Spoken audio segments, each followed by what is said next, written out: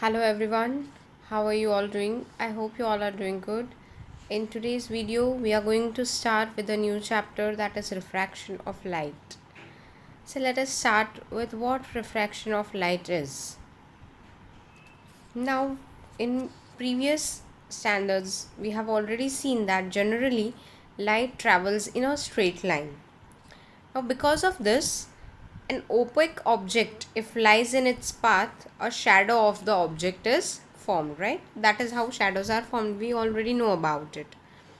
And we have already seen in the previous classes how these shadows change due to the change in relative positions of the source of light. Correct? As well as the object. So if the position of light is source of light is changing, and if the position of the object is changing, how the shadows will change. But we have not seen that light can bend also under some special circumstances. So what happens, that light changes its direction when going from one transparent medium to another transparent medium, and this is called as refraction of light. Now here in the figure which is given alongside, you can see a ray of light which is coming in blue, of course the incident ray. It gets reflected while passing through the glass slab. See, it is coming from air, again a transparent medium, and it is moving in the glass, again a transparent medium. So what you see in the figure is that we have kept a glass slab over here and an incident ray is taken. Any ray you can take, right, at a certain angle of incidence. Now instead of going straight, which is shown in the dotted blue lines, it would bend towards the normal. The line where the incident ray strikes is called as normal, right? The black line which you can see, which is denoted as N, capital N, okay, it is called as normal. So you will see that once the light is traveling from the air to the glass slab, inside the glass slab, it bends towards the normal, forming angle of refraction, which is denoted by small r.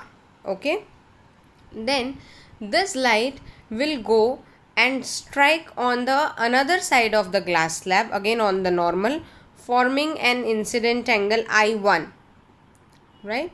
Then this ray of light would again bend and it would move away from the normal. See the second normal, which is denoted by M here. Correct? That is because it is moving from a denser medium to a rarer medium. Followed what we studied, there is a glass slab, right, on which a light ray will incident, and that is called as incident ray, which is denoted by I. This ray, because it is moving from air to the glass, it will move towards the normal, forming the angle of refraction. And then the same refracted ray, now this is the pink line which you are seeing, is the refracted ray. This ray will incident on the another normal, because another surface of the glass slab, another side of it, forming an angle I1. Then this ray will move away from the normal, right? That ray will be called as emergent ray. One is incident, another is refracted, and then the third one is emergent, which is coming out of the glass slab, moving to air. Followed? Because the two media are different. One is air, another one is glass, but both the medium are transparent. So let us study the light ray entering a glass slab from air as shown in the figure alongside. Here AN is the incident ray, as I already told you, and NB is the refracted ray. Followed? I have already told you this in the previous slide. Now let us see. Incident ray and refracted ray at the point of incidence in N are on the opposite sides of the normal. You can see the normal, and they will be both on the opposite sides of the normal to the surface of the slab at the point that is CD. So the CD will become your normal. Okay. And the three, incident ray, refracted ray and the normal are in the same plane. You can see that they are all in the same plane. They are not in any other plane. Followed. So what is the first law we are studying? Incident ray, refracted ray at the point of incidence, that is n, are on the opposite sides of normal. That you can see, normal is straight, correct, and both blue line and R line are on the opposite side of that line, correct. And the three, that is incident ray, refracted ray and the normal, all the three, they are lying in the same plane. Followed, students. Second, for a given pair of media, now here we have two medium. Which two media we have? Air and glass. The ratio of sin I, that is sine incident angle, and sine R, that is refraction, angle of refraction, it is a constant. Here I is the angle of incidence and R is the angle of refraction. Followed. So sin I upon sin R is a constant. Followed, which is given by n, small n. We will see that. See here, sin I upon sin R is equal to constant, that is given by, that is denoted by small n. This is called the refractive index of the second medium with respect to the first medium. Now see here, why it is second medium first? Because see, R is in the glass, so R is second medium. I is in the air, so I is your first medium. Followed, because light is coming from air, so that becomes your first medium, and it is coming into the glass, so that becomes your second medium. So n is the refractive index of the second medium with the with respect to the first medium, and this law is called as what? This is the second law, and which is called as Snell's law. Now a ray incident along the normal, where is incident is equal to 0, goes forward in the same direction. Now suppose, what I mean to say here is, suppose there is a ray which is coming from C only, right? So it will move straight, correct, because it will go through the normal. Followed. So if the angle of incidence is 0, the refraction will also be 0, because it will go in the same direction. Followed, students. Next, that is refractive index. The change in the direction of a light ray while entering different media is different. Followed. Now air and glass, it will be different. If it would be water, it would be different. So depending upon the medium, the change in the direction of light ray will be different. It is related to the refractive index of the medium. Followed. If you want to write, you can write it down. What is the meaning of refractive index?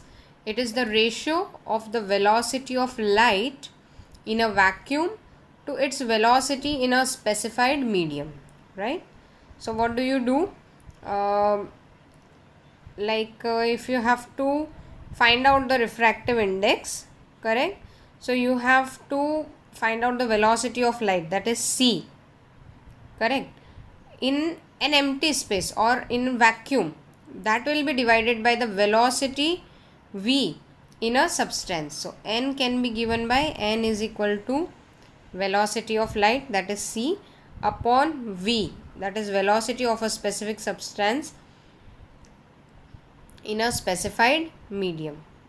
Followed? Have you followed this? So what is refractive index? It is the ratio of the velocity of light in vacuum to its velocity in a specified medium. Now here we are saying that the change in direction of light ray would be different in different media, correct?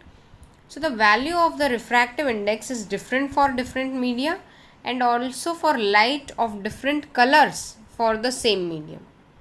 See, two things should be considered here. One, if it is different medium, then the direction of change would be different. And if the color of lights are different but the medium you are keeping same, then also the change in direction would be different. The refractive index of a medium with respect to vacuum is called as its absolute refractive index. Now this depends on the velocity of light in the medium. Followed, students? Now here there are absolute refractive indices which are given for certain media. You should remember the refractive index of some common substances like air, water, then diamond, alcohol, ice. Please remember the refractive indices. Followed, for air you can see it is very low, 1.0003, whereas for diamond it is highest here, 2.42 refractive index. Followed. Now let the velocity of light in medium 1, that is air, be v1, and in medium 2 be v2 as shown in the figure. So the refractive index of the second medium with respect to the first medium will be 2n1, which is equal to the velocity ratio of the velocity of light in medium 1 to that in medium 2. Followed. So 2n1 is equal to v1 upon v2. Now if you have to do this the other way round, similarly the refractive index of medium 1 with respect to medium 2 will be 1 and 2. Then in that case v2 will come first, then v2 will become numerator and v1 will become denominator. Followed.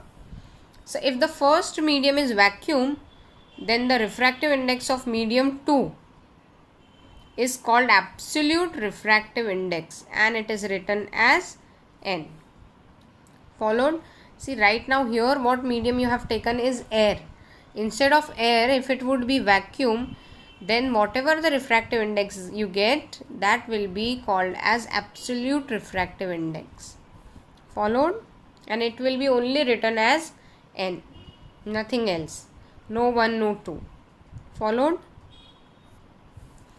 Now let us see, when a light ray passes from a rarer medium to a denser medium, it bends towards normal.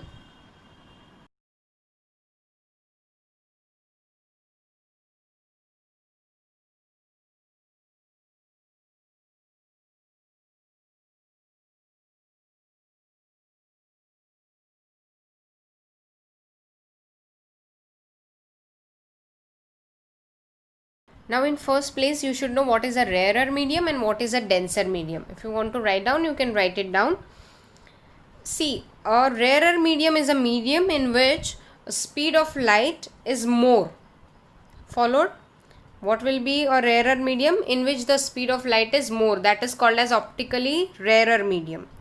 Whereas a medium in which the speed of light is less, it is said to be optically denser medium. Now if you take for example air and water, air will be a rarer medium and water will be a denser medium. Followed. So how can you find this out whether a medium is denser or rarer? By calculating the speed of light. Followed. So when a light ray passes from a rarer medium to a denser medium, it bends towards normal. Now if you take a glass slab, glass is a denser medium than air. So the ray which is passing from air to the glass slab, it will bend towards the normal, as you can see in the diagram. Followed. See, here also you can see in the first diagram, see the blue dotted one which is shown, right? If that was the case, it would go straight if it was only air. Now since it has moved to glass, the pink line which is shown will be the correct path for the line. So it has bent towards the normal. Why? Because glass is a denser medium than the air. Next, when a light ray passes from a denser medium to a rarer medium. Now what is the denser medium here? When a light ray will pass from the glass slab again back into the air, that will be passing from denser to rarer. In that case, it bends away from the normal. See here, you can see. See now, from the glass, the pink ray is entering into air. So that is shown in blue, and now it has moved away from the normal. That is second thing. Third, when a light ray is incident normally at the boundary between two media, as I told you already, if it forms zero angle, that I is 0, okay, then R will also be 0. It will not change its direction and hence does not get refracted. Followed, because the incidence angle is 0. Followed, students? Thank you so much, students, for watching the video. I hope all these topics are clear to you. Thank you.